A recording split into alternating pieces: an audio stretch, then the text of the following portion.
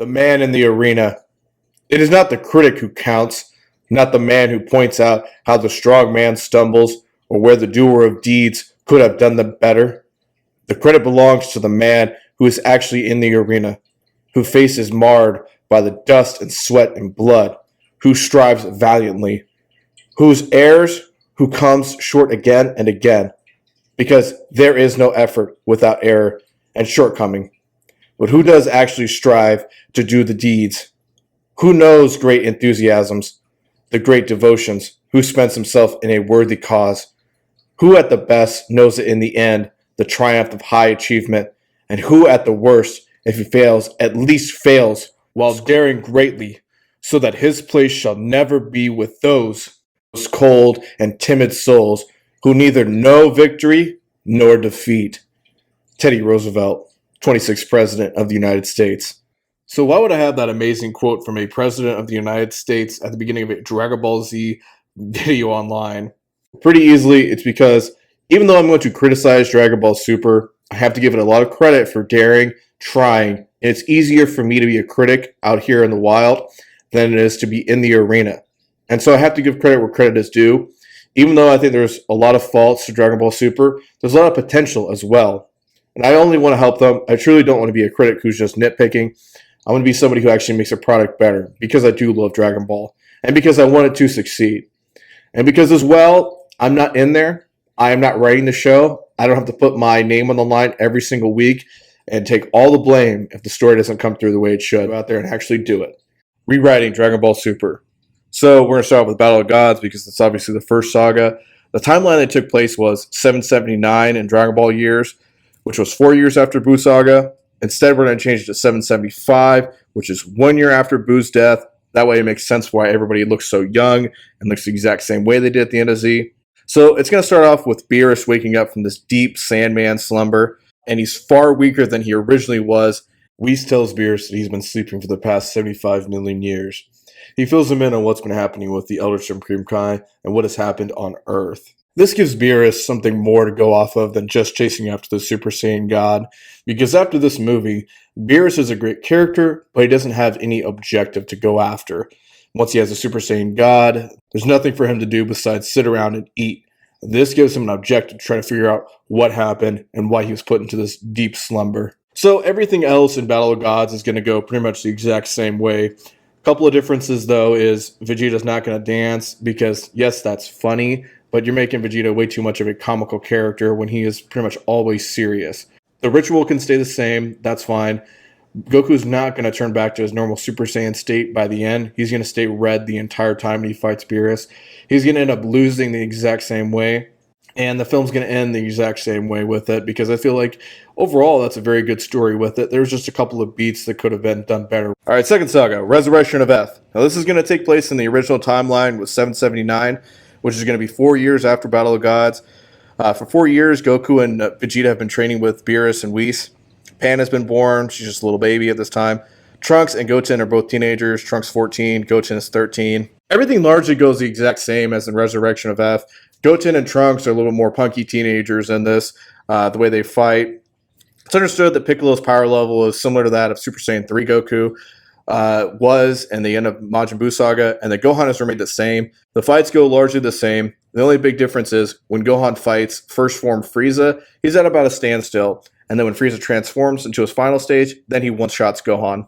Super Saiyan Blue is not going to be introduced right now. That transformation will happen, just not currently at the moment. Goku and Frieza are going to fight the exact same way, except he's going to turn red and Frieza's going to be golden. They're going to fight pretty much to a standstill in the exact same ways in the movie. Frieza's power is going to burn out, though Goku's not going to be shot in the chest with a ray gun. Frieza's going to instead shoot him in the chest. Vegeta's going to go in there and save Goku, and then throw a Senzu Bean to Frieza to fight him one-on-one when he turns Super Saiyan God. When Vegeta and Frieza fight, they're the exact same power level, so they're both a little bit stronger than Goku. Vegeta's actually beaten by Frieza simply because Frieza starts playing mind games with him. And shout out to Saiyan Scholar because I took this aspect of the story from him when he wanted to do a rewrite of Resurrection of F. So shout out to him and his channel. Frieza does the exact same actions as he did in the Namek Saga, wraps his tail around Vegeta's neck, turns him around, and keeps hitting him in the kidney. This time, though, Vegeta has a vision of himself climbing to the chair of his father's throne. Vegeta returns from his vision in his mind, pulls off Frieza's tail from his neck, and gives him the exact same beatdown he did in Resurrection of F. Frieza is a poor sport, though, and goes to try to blow up the planet the same way he did in the movie. This time, though, Vegeta jumps in front of it and blasts it right back at him, killing Frieza, and giving Vegeta, yes, giving him the victory, finally. No 3-minute time loop going back into it, none of that rewriting crap, none of that get out of jail free card, and Goku doesn't need the win. Vegeta does not need this win, but definitely feels satisfying having him finally beat a main villain. So that's going to be it for Resurrection of F. Universe 6 Saga. Now this is where big changes are going to start taking place. Beerus meets with Champa after finally waking up after so long. He accuses Champa of being the man who put him to sleep. Champa refuses, saying that was not his actions. Beerus still does not believe him and wants to fight him. The two get in this big aggressive fight like they did in the show. The angels step in and they say, well, we can't have you guys fighting. We cannot have a war between the Destroyer Gods. So they decided to set up a tournament between Universe 6 and Universe 7. The prize is going to be the Super Dragon Balls. And Beerus vows that when he wins, he's going to wish for the knowledge of who put him to sleep. So the teams are going to be, for Universe 7, it's going to be Goku, Vegeta, Piccolo, Trunks, and Monako. For Universe 6, it's going to be Hit, Kaba, Khalifa, Frost, and Automagetta. Now this is what I'm talking about when it comes to that Teddy Roosevelt quote. Khalifa was not in the original Universe 6 saga, but because of hindsight and because I want to tell an arc with her story, I'm able to put her in this time. This is something the Dragon Ball Super writers at the time did not have the ability to do. So the way the tournament's going to be set up is it's going to be a random drawing, and whoever the two fighters are going to have to fight each other. So it's not necessarily who's just going to go whenever they want to. So after Majin Buu fails his test, Vegeta yells at Teenage Trunks to join the tournament. Trunks grunts, but ends up joining anyways. First fight is going to be Vegeta versus Automagetta. Now Vegeta's going to win the exact same way he did in the show, picking him up as a Super Saiyan and actually tossing him out of the ring pretty easily. The second fight is going to be Piccolo versus Frost. Now I like the idea of Frost being a hero. I think that's a cool concept that they should have ran with. I like the Saiyans being the exact opposite of the way they were in Universe 7 as well, being actual good guys. So Piccolo's going to fight Frost in a very fair fight. Piccolo's actually going to end up picking up the victory against Frost, but just barely, exhausting himself all the way as he does it. Frost isn't angry about it. He just says now that he needs to train harder and reach new levels of himself. Something great for his character to grow off of. The third fight is going to be Trunks versus Kaba. Now, Trunks and Kaba are going to be the exact same power level when it comes to their base. The only difference is, about halfway through the fight, when they're both even, Trunks decides he's going to wipe himself off and turns his back to Kaba and walks off and rings himself out. Vegeta is absolutely furious at him, yells at him, but Trunks doesn't really care, as he's still a teenager. After this, Kaba is shocked, but he takes the victory nonetheless. The next fight is going to be match 4, Piccolo versus Hit.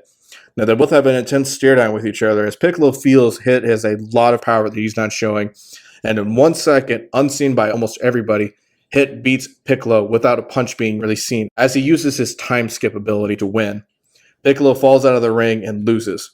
Match 5, Vegeta versus Kaba. Now this is largely going to go the same, except Vegeta is holding back when he fights Kaba. He uses Super Saiyan God the exact same way he used Super Saiyan Blue, and he beats Kaba with 1 punch, but he gives him the exact same respect as he did in the show. Match 6, Goku versus Khalifa. Now this is going to go largely the exact same way as Vegeta versus Kaba. The two are going to fight, and Goku's going to hold back a little bit. Now, Khalifa, having seen Vegeta go Super Saiyan, she's going to take a giant step back and try to do it herself. She's going to scream. She's going to do everything she possibly can, but nothing's going to happen. And then Goku goes Super Saiyan and one-shot her. She is infuriated by this, screams at him, is angry at him, but Goku bows to her and says that she is a great warrior. Khalifa doesn't really know what to say or to do when this happens, and so she just kind of mumbles to herself and walks off. Match 7, Vegeta versus Hit. Now this is pretty much going to go the exact same way it did in the show, except Vegeta is not exhausted when he fights Hit. Vegeta just naturally loses because Hit is that much stronger than him. Vegeta throws everything he can at him, but he's knocked out of the ring the same way Piccolo was. Match 8, Goku versus Hit. Now I really like this fight, and we're going to keep it all pretty much the exact same way as in the anime and the manga, except Goku's just going to be a Super Saiyan God. When he fights him, and he knows he can't win against Hit, so he decides to take it up to the next level, turns Super Saiyan Blue. And when he does, Beerus whispers to himself, saying, "One step closer." Goku's body, though, cannot handle the Super Saiyan Blue and ends up spazzing him out, and he loses the exact same way he did in the show. Hit goes on to fight Monako, and he loses the exact same way he did in the show. Funny stuff. Whis then goes and takes the Super Dragon Balls as Beerus and Champa are fighting each other because they're debating on whether or not what happened with it. Did Hit actually throw it? They're both really mad at each other. Whis decides to take the Super Dragon Balls, though, and hides them with Dende on the lookout. The Universe 6 saga ends with Goku telling Hit that he wants a rematch with him once he's mastered it. Vegeta's mad and says he needs to reach the next level, and Goku tells Caulifla and Goten that he will now train them himself. Vegeta does the same and tells Kaba and Trunks that he will now train them as well, setting up the next arc. Last, Frost comes up to Piccolo and asks if he would train him like he would everyone else. Piccolo is shocked by this, but agrees. This is the end of the Universe 6 saga. Part 2 will eventually come out, but let me know in the comments, guys, what you thought and what you would like to see changed about Dragon Ball Super. See you guys later.